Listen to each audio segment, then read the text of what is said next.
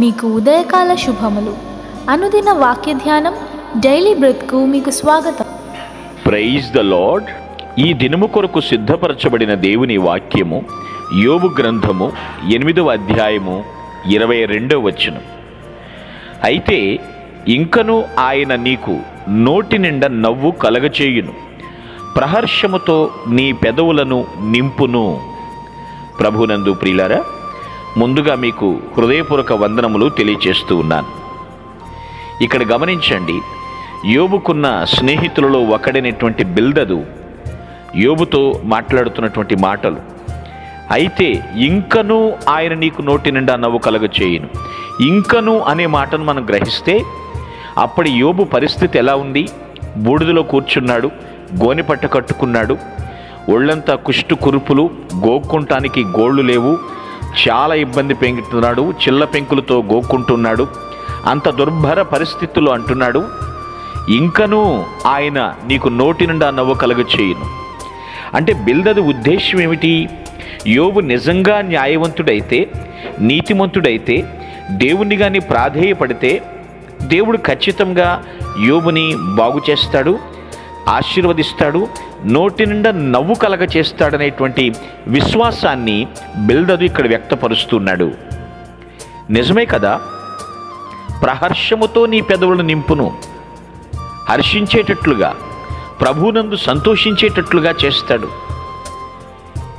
ఆధ్యాత్మికంగా మనం ఆలోచన చేస్తే ప్రస్తుత మన పరిస్థితి దిగజారినట్లు ఉండొచ్చు, కానీ దేవునితో మన సంబంధాన్ని క్రమబద్ధీకరించుకున్నప్పుడు ఖచ్చితంగా దేవుడు చెయ్యి విడువడు.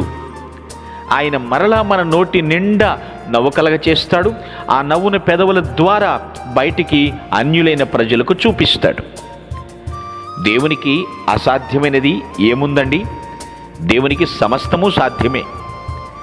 యోబు స్నేహితుల సంభాషణలో నిజమున్నది. అయితే యోబుని మరీ అంత కరెక్ట్గా వాళ్ళు అంచనా వేయలేకపోయారు. ఏది ఏమైనప్పటికీ కూడా మనకు నవ్వు కలగ చేయువాడు దేవుడు.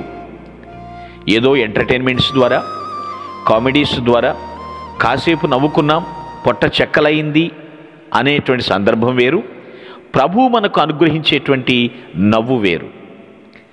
ఆ రోజు ఇజ్రాయేలీలు బానిసత్వం నుంచి బయటకు వచ్చినప్పుడు, బబులోను బానిసత్వం నుంచి బయటకు వచ్చినప్పుడు కూడా వాళ్లే సాక్ష్యం ఇచ్చారు.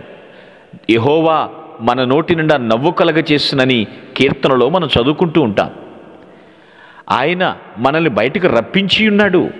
నిజమే, దేవుడు మనను శ్రమ నుంచి బయటకు తీసుకొస్తాడు. ఊడిగం నుంచి, బానిసత్వం నుంచి, వెట్టి చాకిరి నుంచి దేవుడు మనల్ని విడిపిస్తాడు. ఆయన పేరే విమోచకుడు. ఆయన మనల్ని విడుదల ఇచ్చువాడు. అప్పుడు మన నోటి నిండా నవ్వుంటుంది. ఊరకనే మనం ఎందుకు నవ్వుతాము? ఊరకనే నవ్వేవారిని సమాజం ఎలా చూస్తుందో తెలుసా? మీకు తెలియనిది కాదు. కానీ ప్రభువు మనకు అనుగ్రహిస్తాడు నవ్వుని. మన పెదవుల నిండా తేనె కారినట్టుగా ప్రహర్షించటాన్ని ప్రజలు చూస్తారు. దేవుడు ఆ విధంగా మనల్ని తీర్చిదిద్దుతున్నాడు. ఇప్పుడున్న పరిస్థితిని బట్టి దేవుణ్ణి నిందించొద్దు. ఇప్పుడు నువ్వు ఉన్న పరిస్థితిని బట్టి అనారోగ్యంలో ఉన్నా, ఆర్థిక పరిస్థితుల్లో చితికిపోయి ఉన్నా, ఎవరు నిన్ను ఆదరించువారు లేకున్నా దేవుని వైపు చూడు, దేవునితో సమాధానపడు. ఒకవేళ తప్పిదాలున్నట్లయితే ఒప్పుకొని పశ్చాత్తాపపడు. దేవుడు నీ నోటి నిండా నవ్వు కలగ చేయటానికి సిద్ధంగా ఉన్నాడు. ఆయన మన పెదవుల నిండా ప్రహర్షాన్ని నింపుతాడు. నిజమే, హర్షించేటట్లుగా హర్షధ్వానాల మధ్య ఆయన స్తుతింపబడతాడు, మహిమపరచబడతాడు. నా తండ్రి ఈ గొప్ప కార్యం చేశాడని మనమే సాక్ష్యమిస్తాం.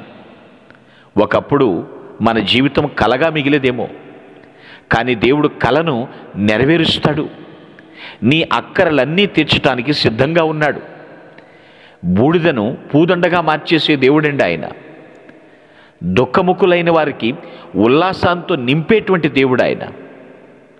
దేవుడు నీ దృష్టి దేవుని వైపు ఉన్నప్పుడు దేవుడు ఖచ్చితంగా నిన్ను దృష్టిస్తాడు. నువ్వు ఆయన ఆకర్షించు, పవిత్ర ప్రవర్తనతో ఆయన ఆకర్షించు. దిద్దుబాటు అసహ్యంగా భావించకూడదు. యోబు విషయంలో చూస్తే ఎంతమంది వచ్చి ఏమన్నప్పటికీ కూడా ప్రత్యుత్తరం ఇచ్చాడు. ఎవరు తనను నిందించారో వారి కోసం విజ్ఞాపన చేశాడు. దేవుడు యోబు నోటి నిండా నవ్వు కలగచేశాడు. అతను పెదవుల ద్వారా ప్రహర్షముతో తన పెదవులను నింపినట్లుగా మనం చూస్తున్నాం. దేవుడు మన పరిస్థితిని బాగు చేసి అనేక మంది అన్యజనాంగములకు సాక్షులుగా మీ కొరకు ప్రార్థించుటకు మేమెల్లప్పుడూ సిద్ధం. Praise the lord.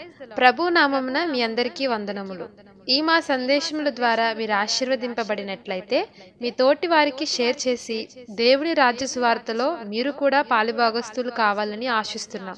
మొదటిసారిగా ఈ ఛానల్ను చూస్తున్నట్లయితే మా ఛానల్ను సబ్స్క్రైబ్ చేయండి. వీడియోలు నోటిఫికేషన్ రూపంలో పొందుటకు బెల్ బటన్ని ప్రెస్ చేయండి. God bless you.